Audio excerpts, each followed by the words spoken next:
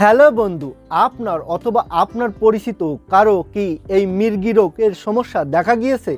দীর্ঘদিন বা অল্প সময় ধরে এই মির্গি রোগের সমস্যায় ভুগছেন। এর জন্য হয়তো অনেক অভিজ্ঞ ডাক্তার দেখিয়েছেন, বিভিন্ন ধরনের ওষুধ সেবন করেছেন, অথবা অনেক পরীক্ষা নিরীক্ষা করিয়েছেন, কিন্তু তেমন কোনো লাভই হয়নি। হয়তো ওষুধ চলাকালীন সময়ে এই মির্গি রোগ কিছুটা কম থাকে, ওষুধ সেবন করা বন্ধ দিলে আবার এই মির্গি রোগের দেখা যায়। দিনে এক বা একাধিকবার যে কোনো সময় এই মির্গি রোগ দেখা যায়। আপনি সহ আপনার পরিচিত যে কোনো কারো এই মির্গি রোগের সমস্যা যদি স্থায়ীভাবে হোমিও ওষুধের দ্বারা আজীবনের জন্য নির্মূল করতে চান, তাহলে এই ভিডিওটা আপনার জন্য অত্যন্ত প্রয়োজনীয়। আমি এই ভিডিওতে মির্গি রোগ হওয়ার কারণ, বিবরণ এবং লক্ষণ সম্পর্কে বিস্তারিত আলোচনা করব এবং ভিডিওর শেষে আমি যে হোমিও ওষুধ বলবো, এই ওষুধটি আপনি সহ যে কোনো ব্যক্তি যত দীর্ঘদিনের পুরাতন বা নতুন মির্গি রোগের সমস্যা হোক না কেন, তা স্থায়ীভাবে নির্মূল হয়ে যাবে। তো আপনাকে স্বাগত জানাই টিপস 20 চ্যানেলের পক্ষ থেকে। আমি হোমিওপ্যাথি ডাক্তার পল্লব। মির্গি রোগ এটি অনেকের কাছে পরিচিত একটি আতঙ্কিত সমস্যা। মির্গি রোগে বিশ্বের প্রায় 5 মিলিয়ন লোক এই মির্গি রোগে ভুগে থাকে। মির্গি রোগ মূলত স্নায়ুতান্ত্রিক একটি রোগ। আমাদের মস্তিষ্কে প্রায় 40টিরও অধিক নিউরোলজিক্যাল সমস্যা রয়েছে। এর ভিতরে প্রধান ও অন্যতম নিউরোলজিক্যাল রোগ সেটি হলো মির্গি রোগ। সাধারণত আমাদের শরীরের অঙ্গ প্রত্যঙ্গগুলো নিয়ন্ত্রণ করে মস্তিষ্কের কোষ দ্বারা, কিন্তু মস্তিষ্কের কোষে কোনো রকম কোনো গোলযোগ দেখা দিলে আমাদের শরীরের অঙ্গ প্রত্যঙ্গগুলো অস্বাভাবিকভাবে নড়াচড়া শুরু হয়। এটিকে সাধারণত মির্গি রোগ বলা হয়। অনেকে এই মির্গি রোগটাকে ধারণা করে থাকে এটি কোনো কল্পিত বা ভৌতিক কোনো বস্তু দ্বারা পরিচালিত হয়। আসলে কিন্তু তা নয়। এই মির্গি রোগটা মূলত ব্রেন বা মস্তিষ্ক থেকেই আসে। মির্গি রোগটা আসলে একটি বিবৃতকর, কষ্টকর সমস্যা, যার কারণে একজন মানুষ বাইরে যেতে পারে না, কোনো আত্মীয় স্বজনের বাসায় যেতে পারে না, বা বাইরে চলাফেরাও সঠিকভাবে করতে পারে না। জীবনযাত্রায় ব্যাঘাত ঘটিয়ে দিতে পারে এই মির্গি রোগটা। যে সকল ব্যক্তিরা এই মির্গি রোগে ভুগে থাকে তারা হয়তো চিকিৎসারই হাল ছেড়ে দেয়, যে কোনোভাবেই এই মির্গি রোগের হয়তো কোনো সুচিকিৎসা নাই। কিন্তু এই ধারণাটা সম্পূর্ণ ভুল। হোমিওতেই মূলত মির্গি রোগের সঠিক এবং সুচিকিৎসা রয়েছে। হোমিও ওষুধের দ্বারাই একমাত্র এই মির্গি রোগের সমস্যা নির্মূল করা সম্ভব।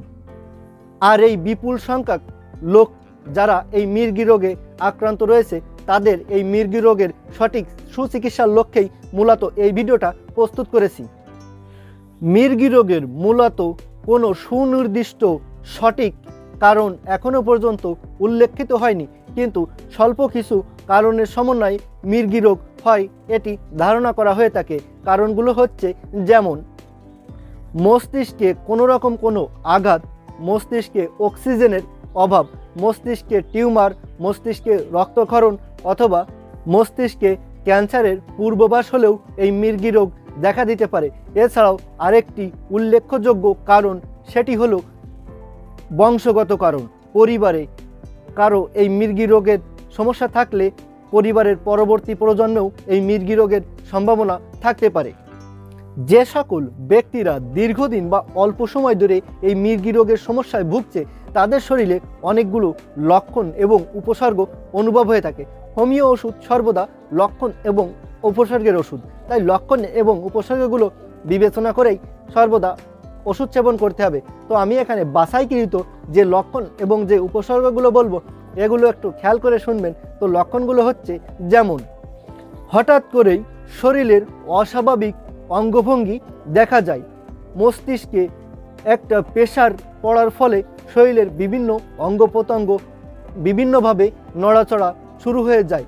অনেক সময় অনেকে মাটিতে লুটিয়ে পড়ে, মাটিতে গড়াগড়ি খায়। অনেকে আবার এই মির্গি রোগ চলাকালীন সময়ে কান্নাকাটি করে। অনেকে মির্গি রোগ চলাকালীন সময়ে মৃদু মৃদুভাবে হাসে। অনেকে মির্গি রোগ হওয়ার আগ মুহূর্তে কিছুটা উপলব্ধি করতে পারে তার মির্গি রোগের সমস্যা শুরু হতে চলেছে, কিন্তু অনুভব করলেও এই সমস্যা কন্ট্রোলে আনা সম্ভব হয় না। অনেকের আবার মির্গি রোগ চলাকালীন সময়েও সেই ব্যক্তি অনেকটা উপলব্ধি করতে পারে যে তার সমস্যা হচ্ছে, কিন্তু নিজের ভিতর কন্ট্রোল শক্তি হারিয়ে যায়। কখনো চোখ মুখ স্থির হয়ে যায়, কখনো চোখ মুখ হালকাভাবে কাঁপতে থাকে।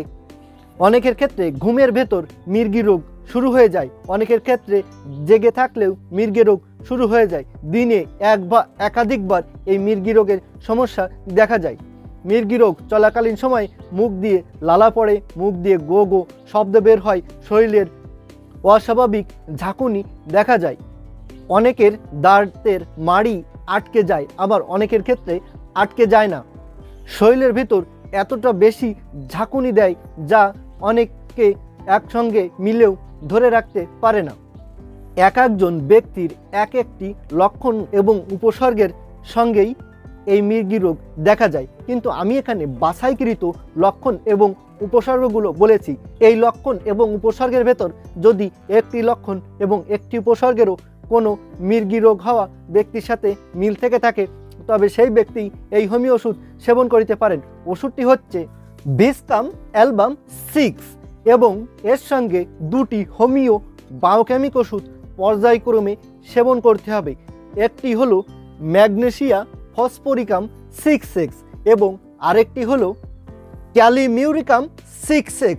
এবার আমি এই হোমিও ওষুধ এবং এই বায়োকেমিক ওষুধ দুটি সেবন করার নিয়ম সম্পর্কে বলবো।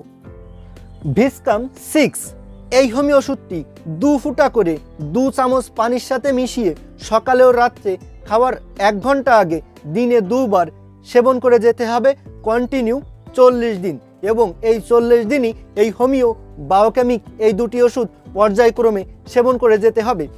সকালে খাওয়ার 1 ঘন্টা পর এই ম্যাগনেসিয়া ফসফরিকাম 6X এই হোমিও বায়োকেমিক ওষুধটি 4টে করে বড়ি সেবন করতে হবে, এবং দুপুরে খাওয়ার 1 ঘন্টা পর এই ক্যালিমিউরিকাম 6X এই ওষুধটি 4টে করে বড়ি সেবন করতে হবে। বিকালে আবার এই ম্যাগনেসিয়া ফসফরিকাম 6X এই হোমিও বায়োকেমিক ওষুধটি 4টে করে বড়ি সেবন করতে হবে। রাত্রে আবার এই ক্যালিমিউরিকাম 6X এই ওষুধটি 4টে করে বড়ি সেবন করতে হবে। অর্থাৎ প্রতি সকালে ও রাত্রে এই ভিসকাম 6 এই হোমিও ওষুধটি 2 ফুটা করে সেবন করতে হবে, এবং সকালে, দুপুরে, বিকালে এবং রাত্রে পর্যায়ক্রমে এই বায়োকেমিক হোমিও ওষুধ দুটি সেবন করতে হবে কমপক্ষে কন্টিনিউ 40 দিন। তাহলে যে কোনো ব্যক্তির যত দীর্ঘদিনের পুরাতন বা নতুন মির্গির রোগের সমস্যা হোক না কেন তা স্থায়ীভাবে নির্মূল হয়ে যাবে। কারণ এবং উপসর্গ অনুযায়ী অনেক সময় হোমিও ওষুধের পরিবর্তন হতে পারে, সেক্ষেত্রে আপনারা সরাসরি আমার সাথে যোগাযোগ করতে পারেন।